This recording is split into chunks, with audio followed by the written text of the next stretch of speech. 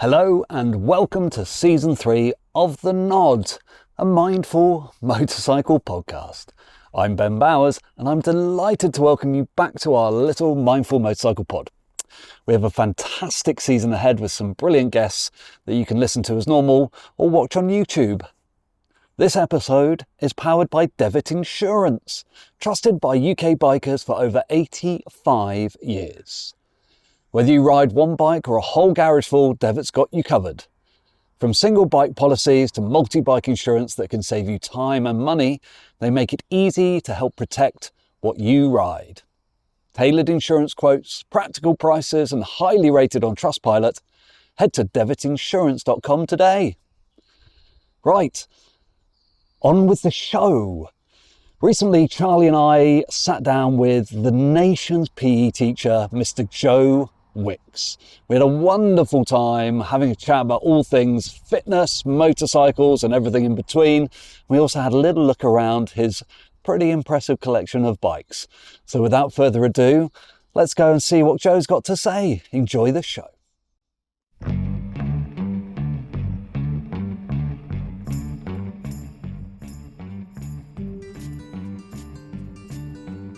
Well, for another podcast, but this one's kind of special.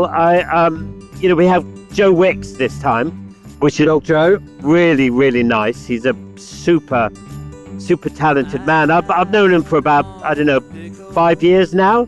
Yeah. And we have a little bit of motorcycle history together. Oh, yes. So thrills and spills. The thrills and spills. You were there at the on that thrills and spills. We won't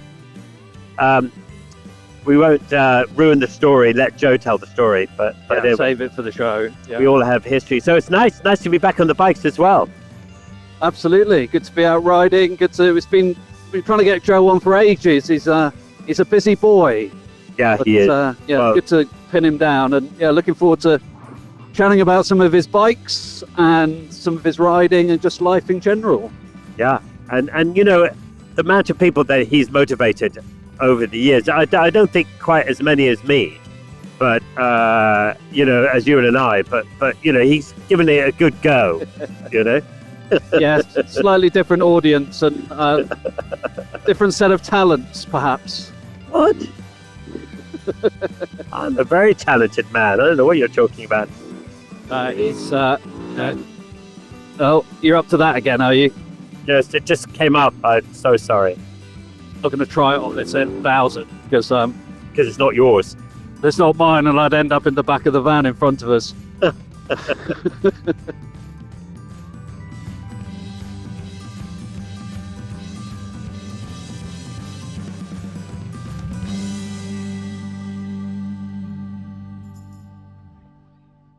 Hello and welcome to The Nod.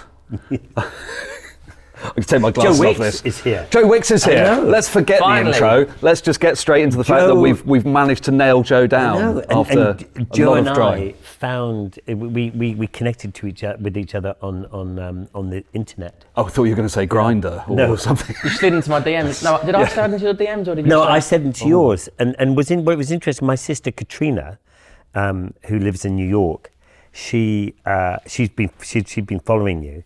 And she sent me one of your little reels or whatever it was, and you'd just been watching Long Way on one of the reels, and she said, "Oh, Charlie, you should talk to Joe. He's into motorbikes and stuff." So that's when I DM'd you. I love. He's a big fan. Thanks for inviting me on, because I promised you this probably a year and a half ago, but just with life, and I've got 4 kids and everything. But I'm glad we got the time, because I'm passionate about mental health and motorbikes, and share my story. So well, you're in the right place. We're going to dive into that. What I like to do, because technology is great nowadays, I'm quite lazy, so I don't write the intros. The interweb does. So, you've done a chat GPT? Well, I haven't, because I've got a new toy now. On my Google Docs have their own Gemini thing now, AI system. So you can just, into your Google Docs, you can just say, write me an intro for Joe Wicks coming on the Nod Pod. I'll tell you the truth, because a lot of time, you read well, sometimes people get Joe Wicks from Essex. I mean, I'm from Epsom in Surrey. Some people get that even where I was born, but your net worth, all these silly numbers, it's all nonsense. Don't believe anything you read on the internet normally. Well, it's not gone down that rabbit hole. ChatGPT tends to be more made up numbers, but this is a whole intro, so it's way better than I could do. And it's quite funny. Get ready for an episode of the Nod Pod that's sure to get your heart pumping and your mind buzzing. Please, I didn't write this. Joe Wicks, also known as the Body Coach, has taken the world by storm with his high-intensity workouts, infectious energy, and passion for healthy living. That will work. From his early days as a YouTube sensation to his record-breaking online PE classes during lockdown, Joe has inspired millions to get moving and feel good. I'm pretty impressed with that. That's good, isn't it? Lovely tone, very kind, nice, very kind about me. In this episode, we delve into Joe's incredible journey, from his personal struggles to his meteoric rise to fame. Meteoric, I mean, that's giving it. It always takes a bit longer than that, doesn't it? Yeah. It's a very slow meteor. We'll explore his philosophy on fitness, nutrition. We won't too much, because as you can tell, we're slightly wasted on us. And mental well-being, which we will dive into, and discover the secrets behind his unwavering motivation. But we can't really talk about mental health without talking about exercise, because it's so intertwined. So yeah, we can definitely dig into that, and because people sometimes struggle to get motivated. So if I can share any tips around that, it's also because I think that directly impacts someone's mental health. Being active, getting out in nature, eating well, all these things, sleeping well. It's the basics that we kind of get wrong, and then our mental health suffers quite quickly. But I think motorbikes and stuff is as well, from guests we talk about, like you who rides motorbikes, is that we love to kind of first work out, when you first got your love of motorcycles and why that has something that has always stayed with you. Well, I'll kick off from the very first sort of introduction to motorbikes. So I lived I was born in 1985 in a council estate on Water's Edge in Epsom, and Ruxley Lane was sort of the main sort of high street, if you like, and I'll never forget, there was a little sort of motorbike shop, and I remember the first time I saw this bright red Yamaha PB50, and I walked past, and I think it was either like £500 or £600, and that was a lot of money at the time for my parents. We were on benefits, and I've shared my story. My dad was an addict, so any money we had went on probably on drugs, and it wasn't really a house where we had a lot of money. But for some reason, my mum and dad, I probably begged them for weeks and weeks walking past this shop every day. Oh, Mum, I imagine if we had that motorbike. This is so cool. I really want a motorbike. So, I think it was Christmas 1990, so I was 5 years old.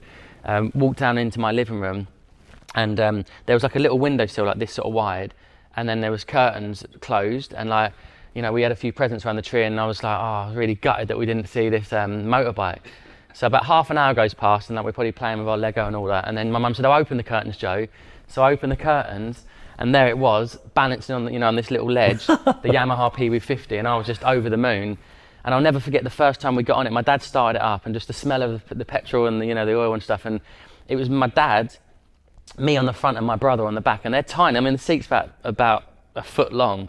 Don't know how we managed to fit on there, but my first memory of ever being on a motorbike or a motorised vehicle was going up and down Water's Edge on that PB50.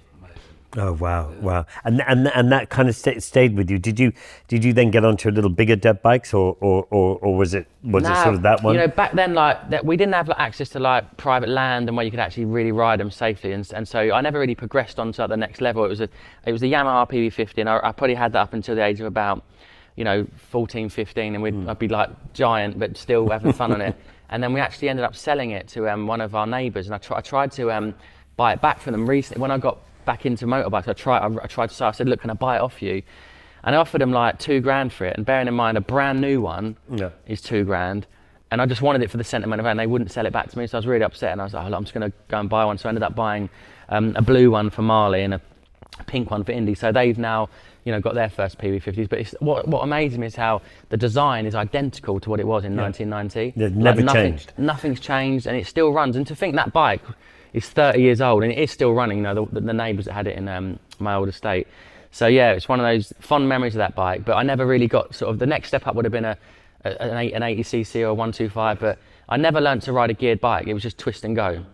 And then everyone always says to me, the moment you have a baby or you get married, you stop riding motorbikes. Yeah. But my wife got pregnant, and I went out and I had this uncontrollable urge to learn to ride a motorbike. So let's dive into that a little bit. That knee-jerk reaction. You felt, having a baby is quite a a huge change in your life and emotionally, and that's really is tying you to a place and a 18 years. And you want to be safe as well, don't you? Yeah. Maybe your wife. And your instant response was to find the thing that gave you the most freedom. Yeah, as quickly as you just could. had an urge to sort of learn, and I think it was this idea, because I spend time in Santa Monica, I've got a place over there, so I had this vision of like riding the bike up the PCH, up to Big Sur, Monterey, go to Yosemite. So I had this sort of goal. I said I want to, because I've actually travelled the West Coast on a push bike. Yeah. I flew to Vancouver with my push bike, and I cycled all the way down the West Coast to San Diego. It took me like 6 weeks. Yeah, 2,000 miles, 6 weeks on a push bike. Yeah. So I knew how beautiful the coast was, going through Oregon and lovely, whatnot. isn't it? Yeah. And I thought if I can go back and do it on a motorbike, it'll be wonderful. So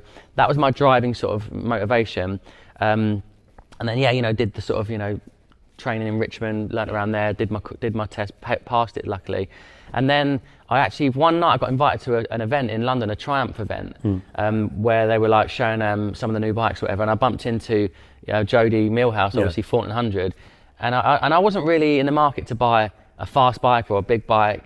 And he goes, look at this photo, and he showed me a photo of this like supercharged Triumph bobber that he'd customised, all like military looking and big chunky tyres, and I was like, I've got to have it. So I went and met him and ended up buying that off of him, and that was my first sort of, I went from passing my test on a little 250, whatever you're on, 125, whatever, to driving a 1200cc supercharged Triumph bobber.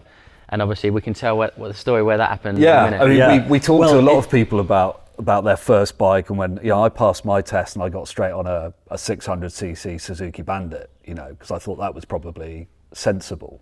Don't go too big, don't go too mental. But once you pass that direct access and you're old enough, you can have whatever you want. Any bike you Then want. back in those days, nowadays it's a little bit more difficult, probably not such a bad thing. But yeah, I passed my test and I bought a G6R 750.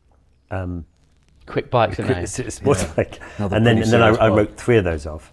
But a 1200cc supercharged bobber is slightly different. It is. The worst part of it all, though, is a wide wheel kit, right? So it's a wide wheel fork. It doesn't want to turn. The front tyre is the same as the back tyre. Yeah. So it looks amazing. It turns slow. But the handling's awful, and I just remember feeling quite like I didn't want to turn too fast in case the wheel sort of slipped out or something. But that's more of just because I was a novice rider. But that becomes with confidence, doesn't it? Because then I suppose around that time that's when you and I met. Yeah, we had lunch at the bike shed, and obviously then I met all your friends. I met Roy and all those guys and Rich, and I think we said, let's go out for a little raz. And obviously we'd done a few rides, but I remember it was Thursday night. This is March 2020, right? 2020, yeah. So I announced on the Thursday night, I said, right, we were going into lockdown on the Monday, and I said, I'm going to do this thing. I'm going to go live Monday morning, PE with Joe. So I said to you and the boys, we were going into lockdown, I said, one last raz. Yeah. And it was a Saturday. We met, there's 8 or 9 of us, and we're riding. You were there as well, weren't you? Yeah. Riding the Surrey Hills, and I'm on this big supercharged bobber. And who's at the front, do you think? Who's riding at the front of the pack, do you think? might have been Charley. I don't know why I was at the back for once. Who's always very be at the back, unlike you're in me. a safe position. But you know what? We set off, and it was quite a big group, and there were a few people. There were a couple of riders we didn't know particularly well, weren't there? And normally, when it's just us, you know each other's ability and riding style and all the rest of it. And I said, as Charley and I, as we all headed off, we said let's just take it a bit steady today, because there's a few people we don't know everyone. Just take it easy. We don't want anyone to get hurt. And then you say Charley's at the front. But making I remember, progress, I think, is the phrase. But I remember we were going down that hill. I remember exactly the place that it happened, and we were going down the hill. Gravelly. And then I remember thinking, well, actually, hang on, no one's following. So I kind of pulled over and stopped and waited, and. Yeah, from my perspective, what happens is when you're in a group, I feel that you get a bit excited, you get sucked up to the speed of the person in the front is basically what you get pulled along to. And I remember actually that before I actually crashed into the brick wall, which we'll talk about, I remember I sort of overcooked it and I went, ugh, and I thought, I better not do that again, I better slow down, because this big tyre and a little bit of gravel and slight camber, and it's a bit and wet. It was slightly damp as well. And so came around this corner trying to sort of keep up with Charley, and then, I just looked, and that classic thing of target fixation, like whatever you do, don't slam the brakes on, don't look at the wall. But I just squeezed the brakes and the bike just went straight up, and then I just saw this brick wall, and luckily there was like a 2 metre sort of mound of grass, if you like, a verge before the wall, because if I had hit, I took loads of speed out from whacking the brakes on, but I think I would have hit the wall a lot harder if that wall was, that took the brunt. So the front forks the front forks are bent. I basically sort of shoulder barged into the wall, and I knew instantly I'd broke my hand. So I'm sitting there on the grass, and first thing I said was, "Oh no, like I'm doing the live workout on Monday." P with Joe, you're like, "No, you're like, don't worry about the bike. We've got to get you to the hospital. You're okay." And you know, it was. I always think it was like a sign for me personally to slow down and be more sensible. Yeah. But luckily, the gift of just being able to steal. If it was an arm or a leg, I could never have delivered because you said your leg. Do you remember we were sitting there and your leg was really painful as well, and you said, my leg really hurts, and we were all sitting there thinking, fuck it. Well, you know, if it's your hand, it's okay, but with the bobber, your legs are obviously out in front of you, aren't they? So they were sort of stretched out. You're in that position, but I hit the wall, I shoulder barged into it, and I just the weight, sort of the snap of the handlebars, just like it broke my hand. And luckily, you know, that was the only bone I could have probably broken where I still could have delivered the PE with Joe workouts, you know, and that, if we think about the impact that had on people's mental health all around the world, you know, so I think it was a wake-up call, and I definitely, since that point, I don't go into corners fast. I don't have the balls for it, and I just want to roll into a corner nicely, so I ain't got to use brakes and and I just think it really was a wake-up call to ride a bit more sensible. Yeah. And to not go just behind you. Yeah, don't try and keep up with Charley is the lesson a lot of people learn the hard way. But we've ridden together a lot over since then, and each time we ride, and I missed you in Italy when we all went off for a ride there. I couldn't make it, but we all, every time we meet, we get a little better each time, and the confidence is better. Yeah. But the thing which I really love about the little trips that we all do together is not really so much about the riding. I mean, the riding is why we're all there, but it's the camaraderie, it's the people, it's that getting off for 3 or 4 days and leaving everything behind, and being in Italy or being in Spain or wherever we are, lovely trips. and enjoying the ride and each other's company, and you know, going out and finding a nice restaurant and having a bit of a laugh, and you know, that's what I love. Yeah, what I love about the whole thing is with the motorbikes is that, you know, I got into it, and also my dad's dream was to kind of get into it, and so he's involved, my brother George now, so having those memories of my dad and being able to do something together, which I know, you know, we had to do for years to come, is really lovely. So we've got some great memories of just like even going out for a ride out to, you know, to Windsor or Brighton for the day, like have a bit of lunch. It's the chat and it's the talk and just being with that person, even though you're not necessarily talking on the bike. It's just knowing you're with someone that you care about and having a beautiful day, and you know, that's where I get most joy now, riding with my family or with friends, than just being out on my own. Like, yeah. I know you will go out for hours on your own, but I did in the early days. But I think for me now, it's more of a social thing, that when I do it, I want to be with friends. Yeah. No, I think so. And it gives you, you know, we've said this many times on this podcast, is that when you do ride, even with people or not, you forget about things. And we talk about, you know, when you leave, you know, if I've had a long day at the edit or working or whatever, and I'm riding home, you know, all that stuff that goes on in your head is by the time you get home is gone. And then if you have kids, like when my kids were younger, you know, riding home from work, you know, by the time I walk up to the door and walk in, I'm ready to. Yeah, for me, like I built my whole business, my whole brand, everything I've ever done is through social media, but I am addicted to my device and I struggle with it. So when I'm on the bike, I'm truly present. I'm like, it's one of the few times. I mean, look, I go down into my sauna and I'm on my phone. It's embarrassing. I'm on the toilet, I'm on my phone. I just constantly. So when I'm swimming in the ocean or I'm swimming in a pool, I'm not on my phone. And when I'm on a motorbike, so they're the two times that I truly feel quite at ease and at peace. And it's a lovely moment just to go, I can't be on my phone and just disconnect from everything and everyone. And I don't have AirPods or anything in. I just really try and tune in. And how do you deal with that? Because I know you could, as long as I've known you, you've spoken about your addiction to the phone and stuff, and of course it's part of your job. And I was listening to you. You did a live stream yesterday on Instagram, and talking to people who have their own problems, and it's lovely listening to you. Talking to those people, but how do you get on with this battle with your phone? Is it, because I'm sure it's a constant it's a constant kind of challenge, and it's realizing how addictive it is, you know, because obviously I create content, but I also consume a lot, you know, and that thing of you saying, like, if my kids are walking through the door, I'll hang up on anyone because I don't want to be on the phone when they walk in. And I try not to be on it so much around them, but obviously they are part of my life and I share recipes of them and I cook and stuff, but I'll give you an example. Like January is the busiest month of the year. So this month, my average screen time has been 9 hours a day, which is outrageous. It's unhealthy, but I don't use a laptop. And so when I'm engaging with people and doing my lives, doing my Instagram DMs, it has such an impact on people, but also the business. Like it lifts everything. You know, it lifts subscription to the app, it book sales, you know, so it's like, it's so integral to my success, but I also need to switch off and say, look, enough's enough, I've got to have a break. So, you know, I'm gonna have a couple of days off the phone, like after this today, just to switch off and kind of, you know, be present. But it's a challenge, right? Because we are successful because of social media and the world we live in is so digital, but you've got to learn to be able to pull away and disconnect when you can and have a break and leave it in the car for when you go for dinner or when you go to the farm with the kids, because otherwise you're capturing everything and it's content and you're sharing everything. And I think you sometimes get caught up in it a little bit. So I'm getting better with it though, for sure. Yeah.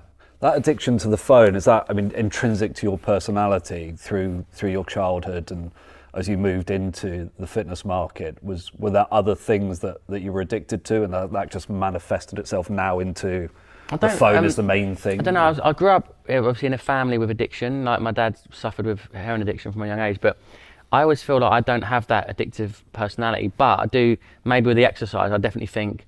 But the exercise, again, I see it as for me, exercise is like, it's my therapy. So I might not speak to a therapist and have a lot of chaos in my mind, but I think because I'm always keeping fit and active, I think that keeps me on a nice level, sort of level mental health thing. But yeah, no, I think the phone is just inherently is addictive. If you give an iPhone or an iPad to a child, you'll see instantly how much it addicts them because the way it's designed. So it's the platform itself. It's not the phone. It's more the algorithm that knows if I show Joe more motorbikes, he's going to stay on Instagram another hour. If I show Joe more, you know, recipes or comedy videos, like, because it's designed to keep you on there, because then it's obviously it's valuable that when the longer you're on there, the more they can target your ads, and it becomes a currency, you know. So ultimately, I think we're all kind of addicted in a way. We've just got to separate, you know, time to do that, and then time to be off it, and that's going to be things like, you know, getting out in nature, going for walks, you know, even picking up the phone and talking. I think we all feel like we're connected to our friends because we're WhatsApping all day long.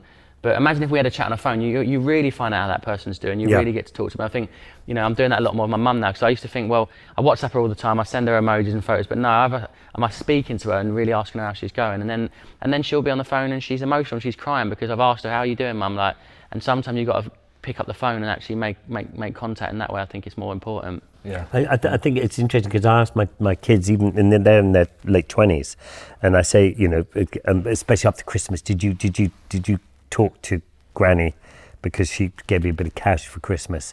And she goes, yeah, no, I talked to her. No, I said, not texting. Did you actually talk? And she goes, yeah, well, we texted. It's the same thing. And I go, it's not really the same thing. So it is a totally different thing to actually talk, isn't it? And definitely. And you can hide behind texting as well. It's not, as you said with your mother, it's not the same thing. Yeah, well, you get no tone, do you? You get no feelings or sense for how that, you know, it's all very, how you doing, fine. But, you know, if you're crying your eyes out saying fine, you can see that and hear I think it. it's one of the biggest issues we face, obviously, lack of exercise and sleep and stuff, but just not communicating like we used to, like we should, you know, especially even FaceTime, but ringing someone on the phone is very different to sending it, because voice notes, you're sending what you want to say, but you're not really giving that person to respond. So I'm actually making more effort to ring my dad, ring my mum, you know, a few times a week, and you feel closer, and then you just feel like everyone's communicating better. Yeah, I think motorbiking is more fun with other people. Because there's that shared experience, and they're shared, whether endurance or excitement or the near miss, or, you know, if we'd all gone out and ridden the day before lockdown on our own, it wouldn't have been half the story it turned out to be. You know, probably be easier for you. But, you know, but life is about good stories, so and that's a great one. But it's interesting. We have the things we do together. We get more out of team sport. So I'm interested in that. You know, a lot of what, especially during lockdown, was motivating people to be more active, to be fit, to eat healthily. And you deliver those sort of from your studio, from your, you know, in isolation in a lot of ways. I know something you bring the kids into it a bit more now, which sort of maybe is more reflective of how other people should do it. But is that a big part of getting people more active, getting people to tune into their mental health, their physical health, but also sticking with it, sustaining it, making it? Yeah, I mean, my goal every day, literally what I think about every day is can I get someone to move today, and can I get someone to cook today? You know, if that's a recipe from Instagram or a cookbook, or it's a YouTube workout, or just going for a walk, I'm constantly trying to trigger people and get people to think that, because what I have this sense of, and I do with the lives, you know, I'll chat to a mental health nurse, I'll chat to someone who's a lorry driver, and you realise everyone's going through so much stress and pressure, and there's a lot of people struggling with their mental health. You know, women, men, children, teachers, doctors, everyone's under so much pressure. So if they're not looking after themselves, if they are neglecting their sleep and their diet and their exercise, all those problems seem bigger and much more worse and intense. So yeah, the challenge is motivation. Is how do I get someone who's feeling low, who's dependent on chocolate and sugar and wine and biscuits and cheese every night, to get off the sofa and exercise? And you know, it comes down to just promoting like that thing of just, you know, just today, can you take one small step? Can you do one little home workout, or can you go for a walk? But yeah, it's really difficult, because for me, exercise is so automatic. Like, I've always done it as a kid. It's been my thing. But so many adults and teenagers just really have a negative relationship to exercise. And you know, and the truth is, you might see everyone on Instagram think, oh, everyone exercise, but most of the population is sedentary. You know, really not eating well, stressed, not exercising. And so yeah, it's constantly trying to just nudge them in the right direction and get them to believe, actually, if you want to feel motivated and energized and you want to feel happy and calm in your mind, it's only going to come after the exercise or a healthy day of eating. You know, it's so true, and it's the hardest thing to get people doing. Yeah. But how did that all begin for you? Because I know you came from, you know, you mentioned to me before about how you started, and you used to go to the parks. But at the beginning, it was hard work, wasn't it, to get going? Yeah, I mean, you see that meteoric rise. I mean, I always say it was an 10-year overnight success, because you know, I was a personal trainer. I lived in a flat in Surbiton. I was running a boot camp in Richmond and Surbiton, and you know, just one-to-one personal training, and it's really hard. I mean, I had no clients, no money, I had no van, I had a bicycle with a trailer, and I swear I used to cycle from Surbiton all the way, you know, through Kingston, through like Ham up to Richmond, set up my boot camp for 6 a.m. Right, this is early doors, and you know, no one would turn up. Most times, no one would turn up, and so rather than be defeated and go, I'm just going to go and work at a gym, you know, I'm going to join a David Lloyd or Fitness First, I was like, I really want to work for myself, I really want to be independent, I want to own my own time. And so I would stand outside Richmond Station handing out flyers from like 7 in the morning till 9 o'clock, like rush hour, you know, hoping that someone would take a flyer. And you might give out 100 flyers, you'd get one email, and maybe one person would come to the boot camp the next week. Yeah. And I repeated that for months and months, and eventually, you know, I had 20 people at the boot camp, and it was a really lovely little business. And obviously, alongside that came the kind of invention and the creation of social media, where Instagram allowed video. So I started sharing my funny Lean in 15 recipes, and YouTube had obviously platforms to create YouTube content and live streams. But all of my success happened because I had this love and passion for sharing content, and just the technology was there at the right time. If YouTube Live didn't exist, PE with Joe wouldn't have happened. You know what I mean? For sure. And I think I just had the right energy at the right time. And the understanding of it, because it's a new concept. You jumped onto that, using that media to your advantage very early, didn't you? Yeah, and I think it was just like, you know, I think like anything, when you just love what you do and you're just sharing it from a real true place of like genuine love for helping other people, like, you know, all the book deals, the DVDs, the TV shows, you know, even the app, like even the actual online business, it was never. That wasn't something I aimed at. It was just as time went on, I realised actually, you know, people could do with a cookbook. They could do with an app. They could do with, you know, some pots and pans and things. These opportunities were things that really they got sucked into my universe. It wasn't like I had this big strategy and this big vision of like, well, if I get a following, I can, you know, monetize that audience and I can sell them products and books. It really was so natural. I think now obviously people see, well, it's so easy just to get a following and then suddenly do adverts and promote products then. But I was there at the very start when it was really just in its infancy. Up until I started doing, you know, these long way films or TV shows, you know, there was a 10-year period where nothing was going right for me. There was no real money coming in, and you know, I'd pull up to the petrol station and I'd put a tenner in because that's all I could put in for the car. And then we had a car and my motorbike, and I would ride every day to my painting and decorating job every day. And on Ewan gave me a Ducati 748. So before that show, SP. you were just painting and decorating. Well, for 10 years, I'd been a very successful actor until 10 years before I did that show, and I'd met Ewan on a movie, but my acting career had just sort of just waned away really. Right. And so I was at the point thinking, well, this is going to be my career, and so I had to ride every day. Didn't matter what the weather was, because Ollie had the car. She had our 2 little kids. She needed that, and I would put paint and stuff on the back of my 748. Well, when I see people go down the A3 or the M25, and you think like, it's just, I'm in the car like heating up, whacked up, and you're still cold with a jacket on. You think you've got to be cut from another kind of steel to be out there in the cold, like, you know, motorbike couriers and all that. Yeah.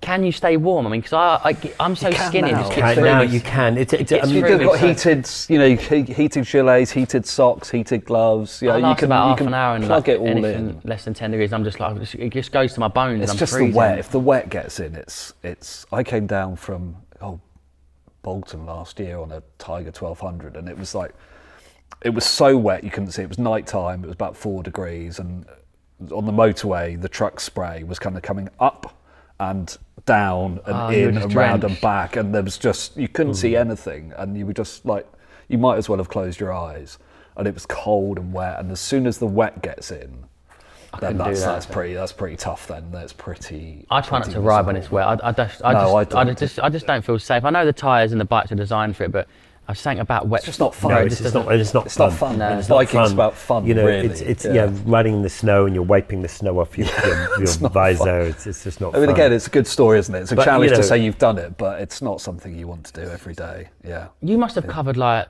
pretty much, 80% of the earth now on bikes. Like there's a lot you haven't covered. There's loads. There's loads that's not there. I've been lucky. I've been lucky. What, 60%, 70% of the earth? I've done a bit. Yeah.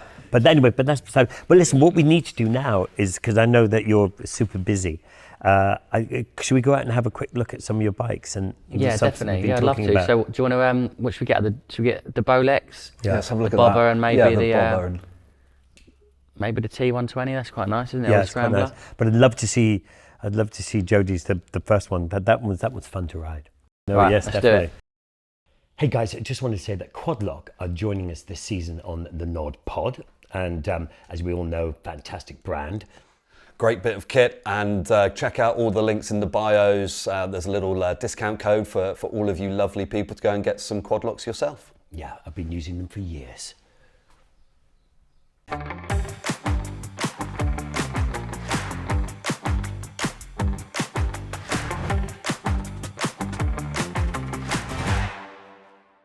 So we've dived outside and we've got a selection for those audio only. We're going to have to try and do this descriptively, but we've got probably, it's a dream garage scenario going on with a collection of bikes that Charlie and I have brought and that we've pulled out of your garage. Should we start with the little one? Yeah, start with the first one. We were talking about this earlier. Yeah, if you can't see it, this is a blue Yamaha PW50, and as I said, this is the first ever bike I rode. It's twist and go. You got the start, run, and off. I start it because it's such a familiar sound for me. Like, I just can't believe how identical it is from all those years ago. But that's first time. Yeah. So let me just. Oh, hang on. See, that's the noise that I grew up with as a kid. You know, the little two-stroke. Yeah, it mixes, so the oil goes in there, doesn't it? Yeah. Let's see if this is going to. Oh, you know, I actually think there's probably no fuel. Might be out of fuel. Yeah. Good, the smoke. If anyone can realise, there's a lovely two-stroke smell and smoke coming out the back of the bike. And what I remember about this as well is that there's no chain, is there? I always wonder what drives it, because there's no chain on it, is there? Like, what is driving the actual power? Oh, it's a shaft drive. Oh, is it a shaft just like drive? a car, yeah. Right. So it comes. It's quite. Yeah. I forgot that it's shaft driven. But so reliable. I mean, that will run for 30 years. It's incredible. Yeah. So that's the first bike I had, obviously in red. And then we'll go to my first adult grown-up bike. This is the Triumph 1200, Bonneville 1200. And it's a supercharger. So this here, if you spin around here, look, this is basically, but what I understand, I don't know about engines, this is bolted on to the engine. Yeah. And it sucks, I think, and drives more air into the engine. Yeah. It combusts quicker, it drives more power. And this thing spins so much and it vibrates and it's just an amazing sound. And yeah, this is the bike I crashed riding behind Charley Borman in Surrey Hills. And I'll spark it up and you can hear it, but it's straight through pipes. I mean, look at these cut exhausts. This is going to be loud. I mean, of all the bikes I ride, this is the loudest one. And if you're behind me, It does your ears in, doesn't it? it? It does your ears in, yeah. It has there's something that does something to your eardrums. Yeah, well, here we go, I'll spark her up. So that's idling. If I give it some gas, ready?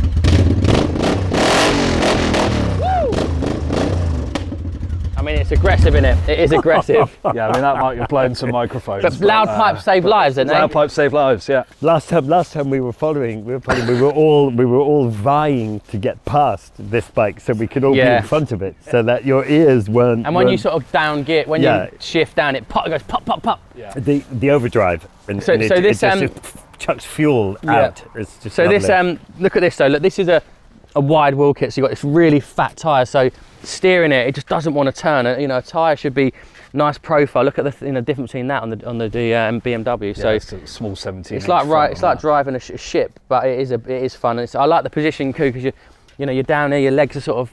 It's just cruisy, isn't it? Yeah, well, it's that classic position, really, isn't it? Yeah, it's comfortable. And that's why often those Triumphs, you know, the T120 or the T100 or whatever it is a brilliant first-time bike as well, because you can get your feet on the ground and it's comfy. I could ride this for 10 hours a day though. It's actually comfy. It doesn't put pressure on your back. You know, you obviously can't carry bags and stuff on it, but and you can't get a but it's all passenger about, on it. you know, fashion first, safety Jody second. puts them nutty extensions. Have you seen that nutty passenger? He puts a pillion. He's got a bobber pillion extension thing, but not for me. Yeah. So that is my favourite. Obviously, it's my first bike. But then this, look at this, Ducati Monster 1200S, the Bolex. So it's one of 25. It's called the DB25, the Bolex 25.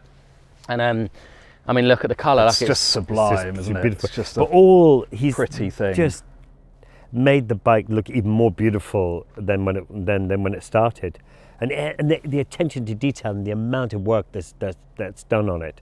Yeah, I like how it sort of feels vintage. It feels retro, doesn't it? Like the colour, and obviously having these sort of I don't think they even do much, but it's just a vision. The number 10 on the side. But yeah, he came up with the colour. He came up with the colour scheme. I said, look, I don't want to have a colour I've seen. Can you surprise me? And then he just sort of showed me this beautiful yellow that was inspired, I think, even from like a Lamborghini or Ferrari or something, wherever it was. But it's sort of Ferrari yellow almost, isn't it? Yeah, it's popping, isn't it? And is this then it's 10 this of 25? Number 25. Yeah. I got it a little bit earlier, but yeah, he put 10 of 25. But I got this. I think it was the third or fourth one he actually produced. Do you want to hear this one? So this is the exhaust. So this is a custom subframe that he built himself. Yeah. And then this SC Project exhaust is. I'd argue it could be as loud. I've got an SC Project race can on my Ducati, on my Desert X, and it's just sounds so good. It's a bit more aggressive in the position, like obviously more sort of you're leaning forward look, quite a bit, it? But I mean, look at these silly little mirrors. They're tiny, but they do the job. Yeah, that's all you need. You're not worried about what's behind you. Yeah. Because it's just going further and further behind. And you can ride this in like race mode as well, and it's so quick. There we go.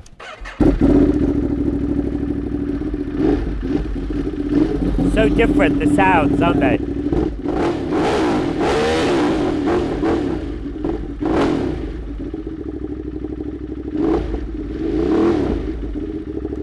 There you go. I mean, look, it's loud, but I'm so used to having bikes with like loud exhaust. So now when I ride like a factory bike, you think, no one can hear me. Quiet, it's so quiet. Yeah. You don't feel as safe. But you do need if you're going to ride it all day, you probably want to wear earbuds. Well, that's quite. But that engineering, look, you see the engineering of the wheel and the single swing arm, and look how tucked up the rear caliper is. And it's only just passing the. And that's the thing with the motorcycles. Everything that you have to have on a car, you almost have to have on a bike, but it all has to be hidden behind this frame, and everything has to be tucked in. You look at all the bikes, everything is tucked in. You look at my Desert X, the same. Everything is just tucked in, ready to. This is quite a wide bike as well. You've got that big radio at the front there. So you could really do a proper world tour on that, couldn't you? Yeah, it's lovely. It's nice sounds. Talk about sounding nice. It's a nice sound as well.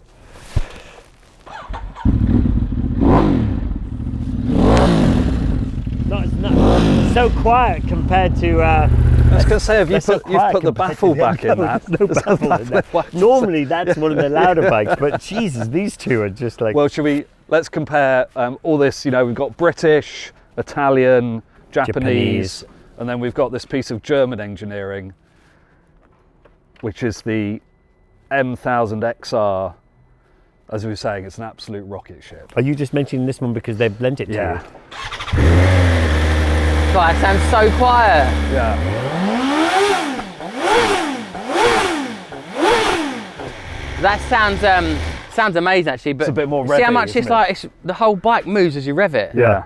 Is the engine, is it torquey, the engine? Is it powerful? Yeah, it's hugely powerful. Yeah, but, it's but it's super 1000 more revvy cc. than your twins. Oh, Like yeah, twins, massive, yeah. twins. The you'll never get up to the same kind of Yeah, rev sounds range as insane. you would with the inline 4. Yeah.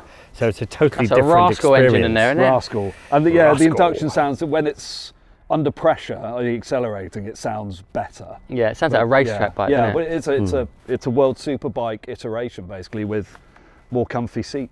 Can't believe there's Crazy. so many different bikes out there. That's the thing, it's like guitars, isn't it? You think, oh, they all sound the same, but they don't. It's the same with bikes. So they all sound a bit different, they feel a bit different. Yeah. And so And they all elicit a different emotional response, and some people love British brands and what a twin cylinder engine sounds like and how it makes them feel. Other people love Italians, and some people just love the functionality of a BMW. So Or you just get all of them.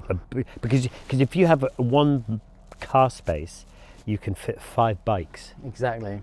into a car space. Well, I think we've just your about answer. created, if we were going to put together a dream garage, this would be it. this wouldn't be far off, would it? You wouldn't need much else in your Yeah, garage. you're probably right. to, You've got a tourer, you've got yeah. a cruiser, you've got a little P50 for you and the kids, and then you've got the more sporty bike, and then the adventure bike as well. Yeah, there's a good lineup there. Good lineup.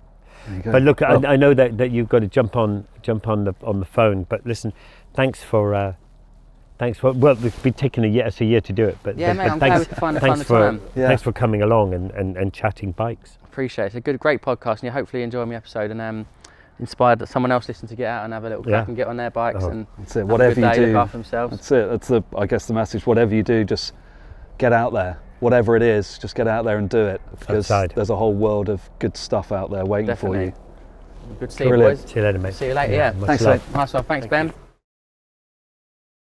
Wow, well, that was lovely, wasn't it? What a So good. bloody nice guy, eh? Yeah. Yeah. Yeah. And, I'm a little embarrassed because my bike is quite noisy, It is. but his bikes are, Wow, there. Yeah. I mean, it makes this bike sound actually rather dull. Yeah, it was a bit embarrassing, wasn't it, almost? It was. I started mine up and it was like, oh, okay. But, I'm on this BMW today and see my bike's quite loud, and I struggle sometimes to live with that. But, I don't know how Joe lives with. Oh, well, we've all followed him, haven't we? And we all scrabbled to try and get in front of him. And I wonder if he knows why he always ends up last, because, because no one wants to be behind his bike. No. But No. no, but he's lovely, and what he's doing, and how it's sort of humble beginnings, and it's a real inspiration, and it just shows you in life it doesn't matter who you are, what you do, or where you come from. If you work and you have enough determination, you can do anything you want. Yeah, absolutely. Find that thing you're passionate about and just commit to it, right? Absolutely, yeah, absolutely. And every time I see him, I always learn something new, and it's so nice that he loves going on these little long weekend breaks that we do every year. And Yeah. and it's just nice. It's a thing to do. You don't have to be on a motorbike. You can, you can go somewhere down the Lake District or something. Jump on a train. Head out for a couple of days somewhere with a bunch of friends and just decompress. It's a nice thing to do. And as Joe was saying, let's just hope it goes into well into our 70s when we're still doing these little trips. Yeah, well, you're closer than me, but Ouch. let's hope so. He's further away than both of us. Thank you for listening to The Nod, a mindful motorcycle podcast. Hope you enjoyed this week's episode. We'll be back next week with another excellent guest as we talk about all things motorcycle life and everything in between. Please do like and subscribe, hit the notification button, do everything you can across Apple, Spotify, wherever you get this podcast, or on YouTube. And all support, comments, shares, likes are massively appreciated as we continue to grow the the season and crack on with some amazing new episodes. So that's it from me. Charlie and I will see you next week for episode 2. Until then, stay safe and check in on a mate.